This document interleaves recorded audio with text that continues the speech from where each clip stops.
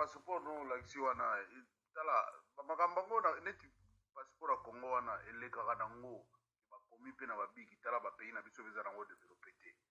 kala wana pays mobimba bakonzi yango bamayele te bakoka kondimaka yo batia babiloko ya buzoba ya bakoma na biki mpona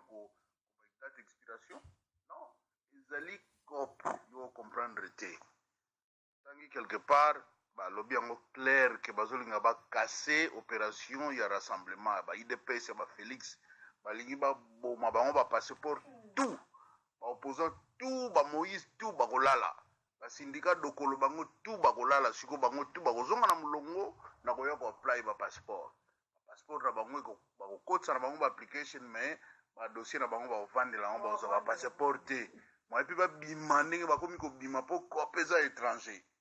bazoluka babongisa bamakambo mpo babeta bali ya suka le 31 alors il fallait kokase bango à partir ya bapasseport kaka na octobre oyo mpo bamakambo ezoyinda alors ou bien bakangami na mopaya mboka mopaya ou bien baye bakangami na kini